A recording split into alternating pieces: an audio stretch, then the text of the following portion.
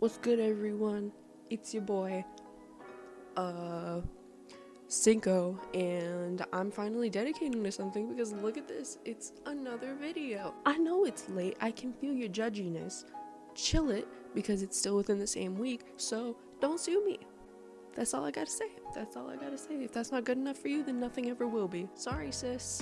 So last week I talked about something that irritates me a little bit and that I don't gain too much joy from, and that was my job. And so to contrast that, this week I wanted to talk about something that I'm a little more passionate about and that I actually enjoy investing my time and soul and spirit into: cosplaying. Or I guess more so like the cosplay community, if you want to call it that. So a lot of YouTubers like to make videos where they react to like the cringe compilations of people, like of cosplayers running around, but what they actually lack is the experience of actually being there, taking it all in, full-on sensory attack. So I'm here to provide you with a little insight as to what that is actually like on the inside.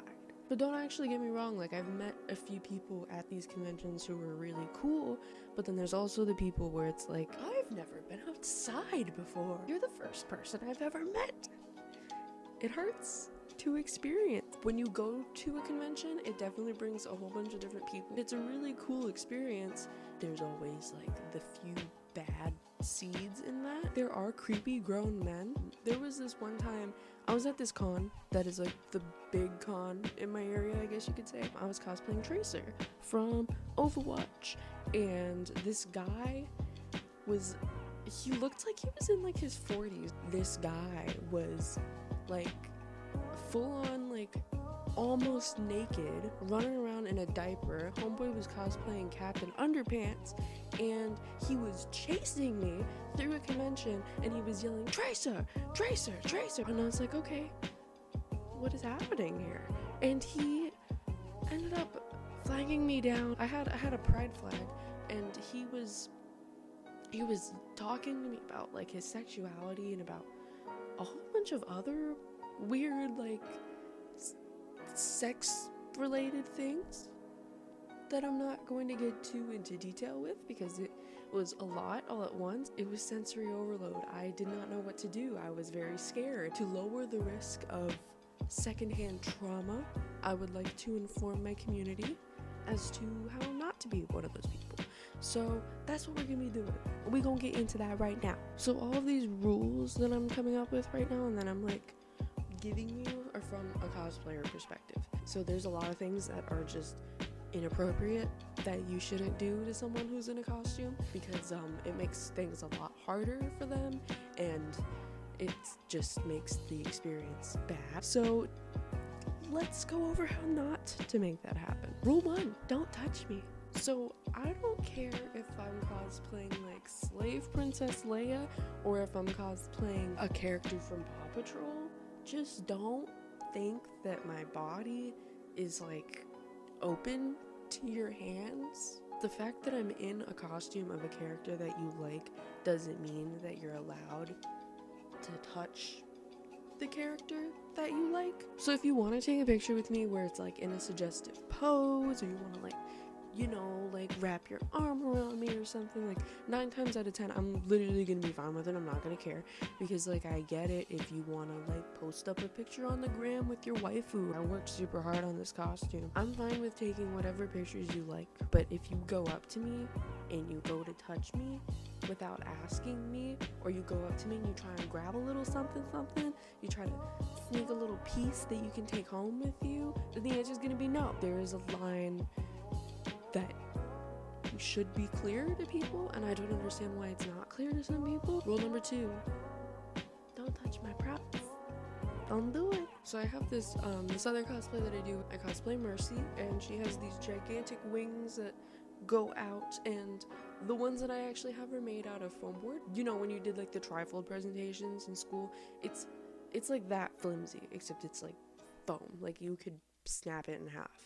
And a lot of people go up and they're genuinely curious about like what it's made out of. People will just go touch them. I have trained myself at this point to just spot the gravitating hand and just snatch that shit because it's not worth it. You're not gaining anything from touching all my shit. Like, I don't understand why this is people's compulsion. I don't understand why they want to touch things so bad. Look, don't touch. It's an art exhibit on my body. Do not touch. Obviously, I do have exceptions. Good example is when I'm doing Rocket Raccoon and I have this like gun that's like this big, and I like would give it to the smallest children I could find and make them hold it because I thought it was hilarious and because the parents loved it. I'm fine with stuff like that. What I'm not fine with is people who just go in and expect you to be okay with them like grabbing on your art, on like your craft that you spent so much time on. So rule number 3 is kind of more simple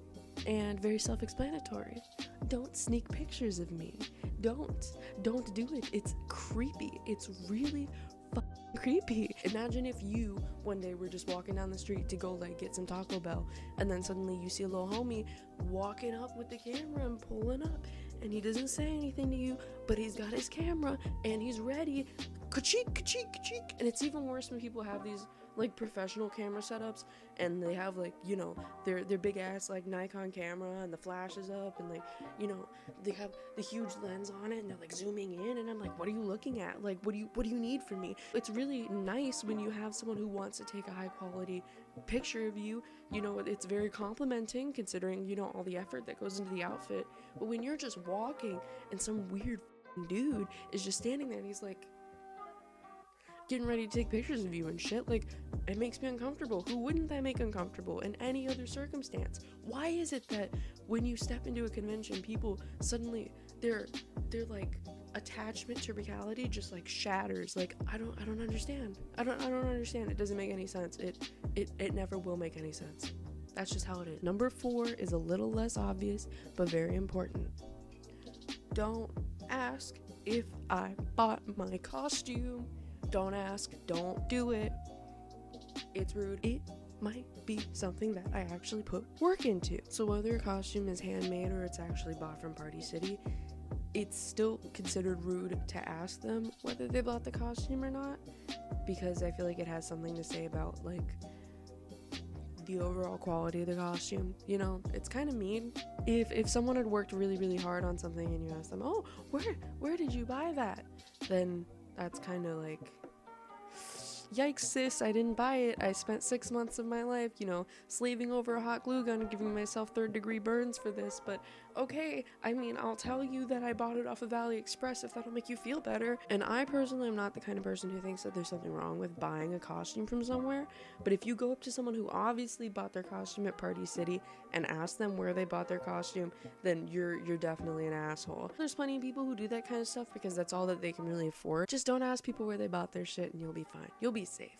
You'll be very safe. Rule number 5 is do not, under any circumstances, degrade somebody else's work or the quality of their costume. When you go into a convention, you're placing yourself into a group which is like a huge spectrum of like the nerd / fandom community. And when it comes to the cosplayers within that, you know, you're also getting people who range from beginners to people who do this for a living. There's a big gap in between that. There's the people who fall in between. I'm one of those people. I'm somewhere in the middle-ish. I'm still learning. Plenty of us are still learning, and I feel like if you're a cosplayer, then you are constantly learning and you are constantly improving. That's literally what art pretty much is. But if you see someone who's newer, you know, and they're wearing like a party wig and they're, you know, wearing like a Halloween costume kind of thing, it's just rude to give them shit because everybody has to start somewhere. My first costume was Terezi from Homestuck, and I cosplayed her with a black t-shirt I found out of my closet. I took some oil pastels, I drew the zodiac sign thing on my shirt, and then I made these horns out of hot glue and I just popped them bitches on. I didn't wear a wig, I didn't do anything else. I just went like that, and I was like, I feel great. And people were hyping me up all day, and it was super sick. And I can't imagine what it would have been like if someone would have shot me down, because I probably wouldn't have had the, you know, the balls to actually keep trying to make costumes and keep trying to do stuff, because that first experience to someone when they're just learning and they're just starting is super, super important to them. And a lot of people go to these conventions because honestly, they are trying to find like a community, and they're trying to find people who are like-minded and who like the same kind of things that they do. So by trying to give someone flack for just trying to have a good time and trying to meet people, that's a shitty thing to do. It's fucked up. it makes you a bad guy. It makes you a bully, and I don't think that that's okay. I actually don't have any pictures of my very first con going experience, because when I was in freshman year of high school, somebody stole my iPod Touch. It was an iPod 4th generation, and somebody stole it. And by the way, if you're watching this, I want my iPod back, and I want all of My Chemical Romance music back. So that's it. That's all I got for you. That concludes today's video. Once again, thank you guys so much for watching. It means the entire world to me. I hope you all enjoyed. I know this video was a little less comedic and a little more serious than last week's video, but you know, I'm going to be talking about a whole bunch of different things. If you enjoyed this video, be sure to leave a like down below, and make sure that you also check out last week's video as well. Once again, thank you guys very much. I hope you guys had a great day. See y'all next time.